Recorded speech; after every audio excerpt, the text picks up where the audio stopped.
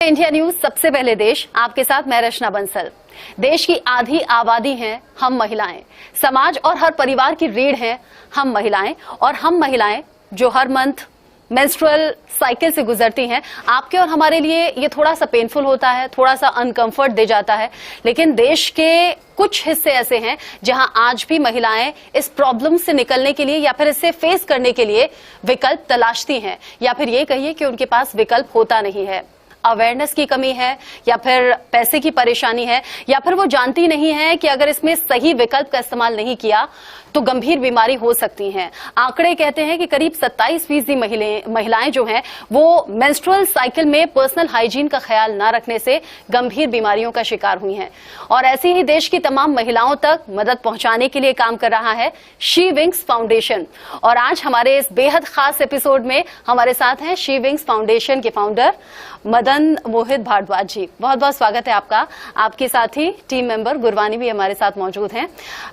सबसे पहले मेरे जहन में यही सवाल आया, कहां से जर्नी शुरू हुई, कैसे मन में आया कि उन महिलाओं की मदद की जाए जिन्हें इस बारे में जानकारी नहीं है, या फिर यहां पर्सनल हाइजीन का ध्यान न रख के गंभीर बीमारियों का ये महिलाएं शिकार हो जाती हैं? रचना जी, 2010-11 में मैं एक जर्नलिस्टिक स्टोरी के लिए बिहार राज्य में था। वहाँ पर मेरे एक मित्र कलेक्टर थे किसी जिले में, जिनके साथ मुझको रात में मिलना था।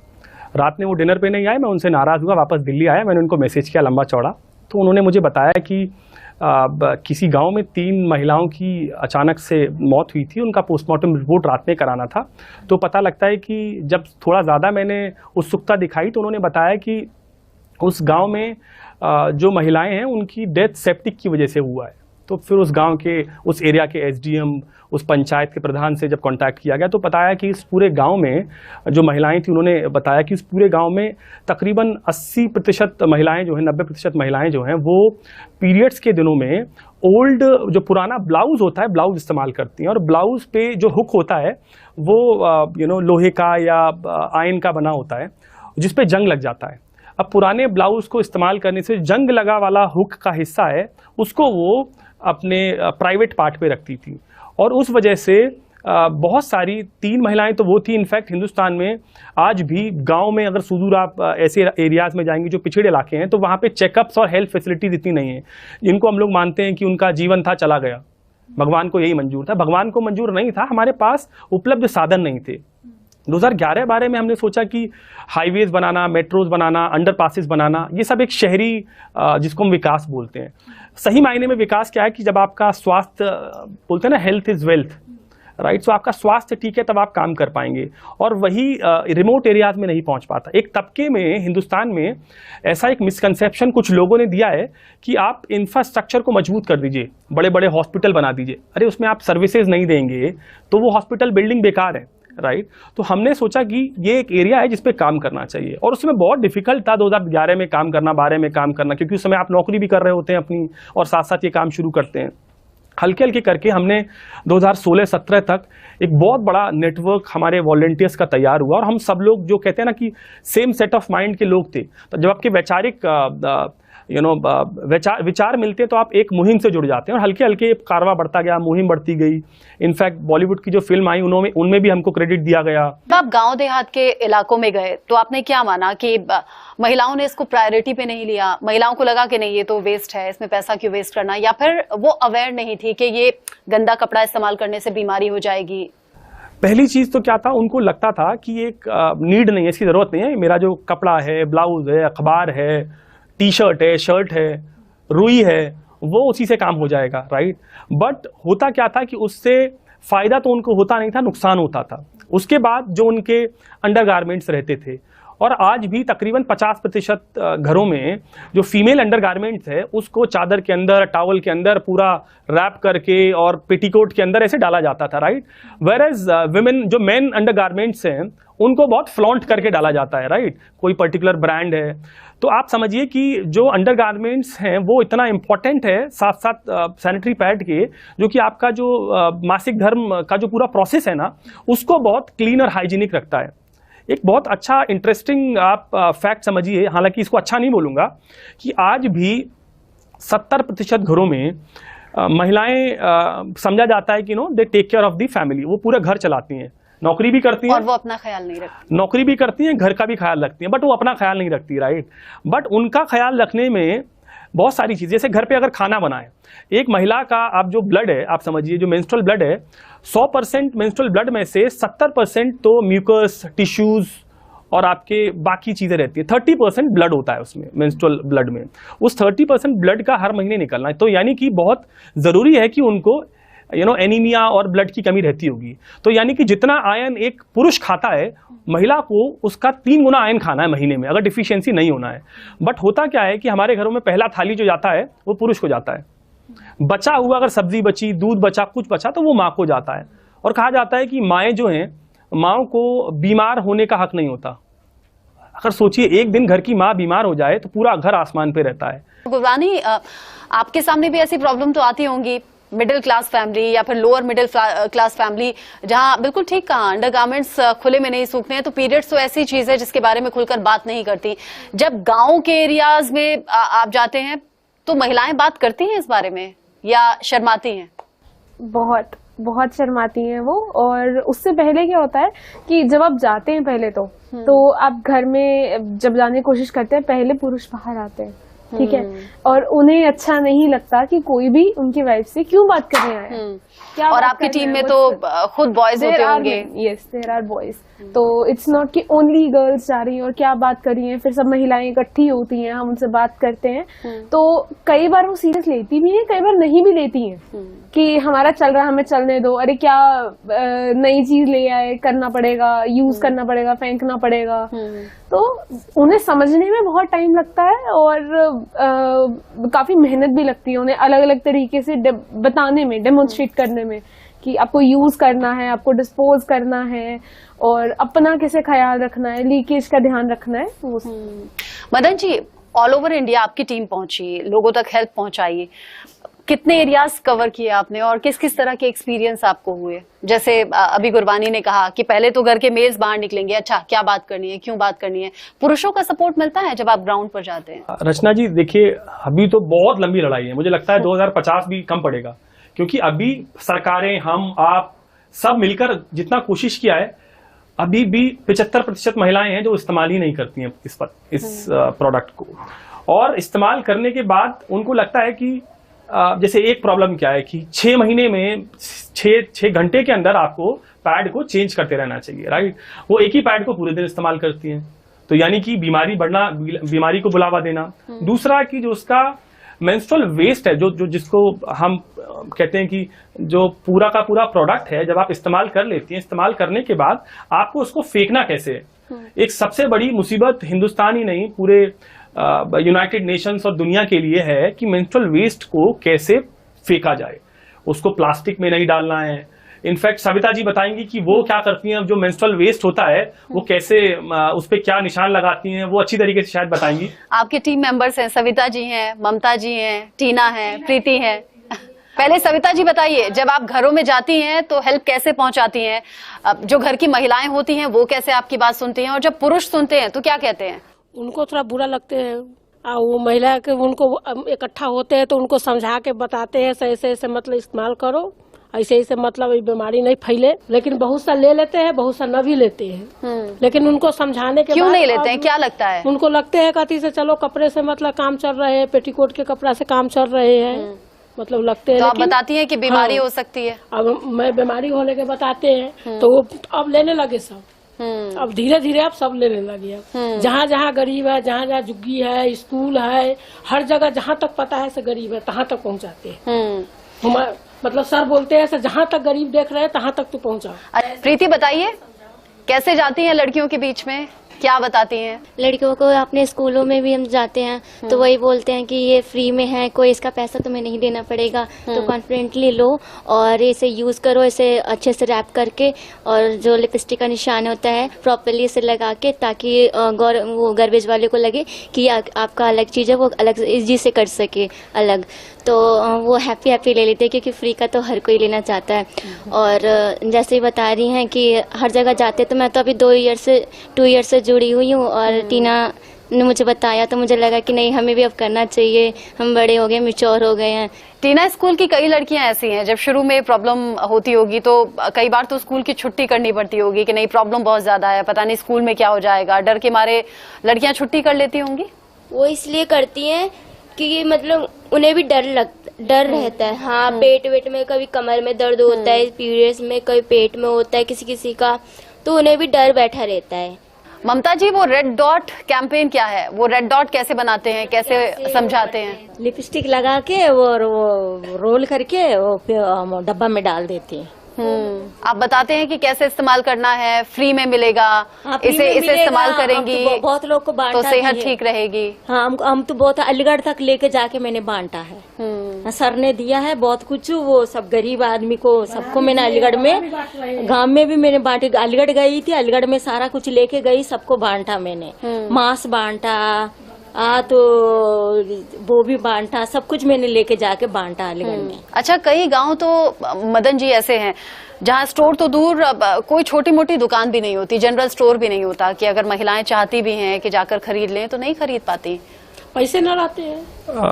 दो बातें हैं कि एक तो पैसे तो इंसान के पास हर चीज के लिए निकल आते हैं। मतलब जैसे कि घर का जो पुरुष है वो रिक्शा भी चलाता है, कितना भी गरीब है, उसको शराब पीना है तो उसके पास पैसे कहीं से भी आएंगे शराब पीने के लिए। लेकिन अगर पैड खरीदना है तो शायद उसके लिए पैसे नहीं आएंगे, क्योंकि उसको उसकी जरूरत पता नहीं है, उसको पता नहीं नुकसान कितने होंगे।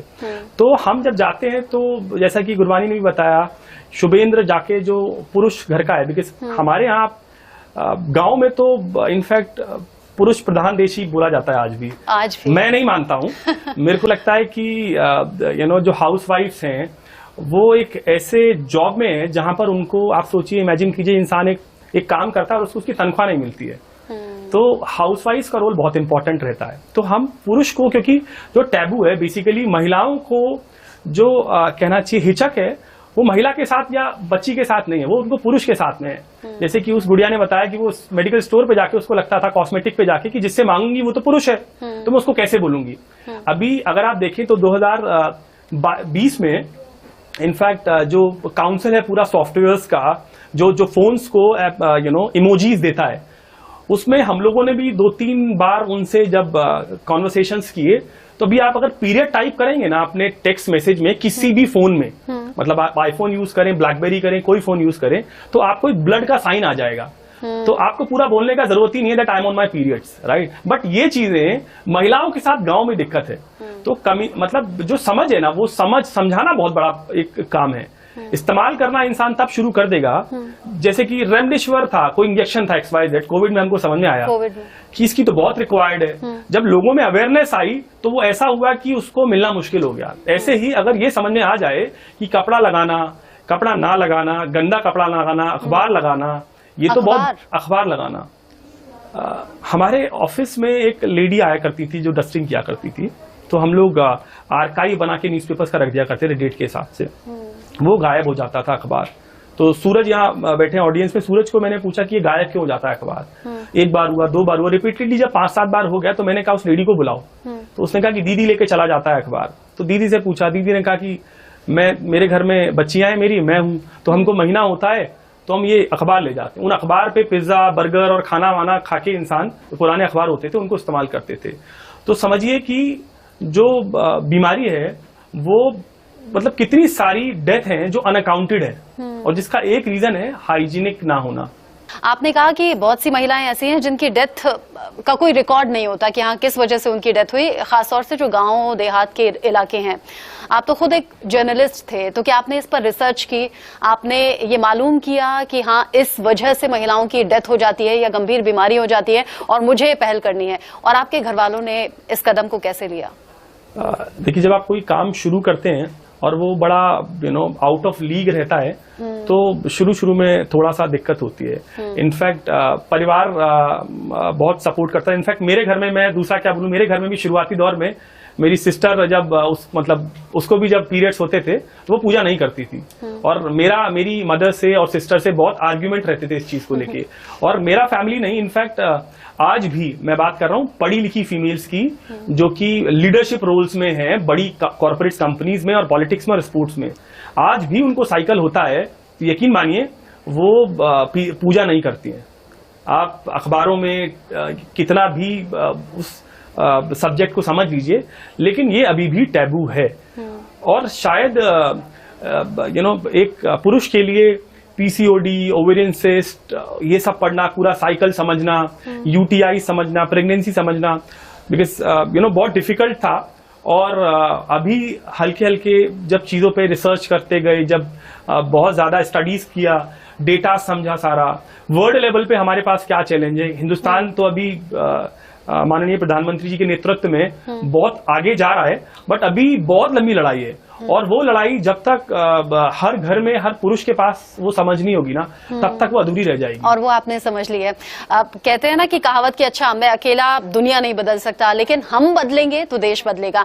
और आपने दिखाया भी, आपके टीम के मेंबर्स से जब मैं बात कर रही थी, आपने सूरज का जिक्र किया, जो बता रहे थे कि कैसे ऑफिस से न्यूज़पेपर गायब हो जाया करते थे। शुभेंद्र आपकी टीम के मेंबर हैं।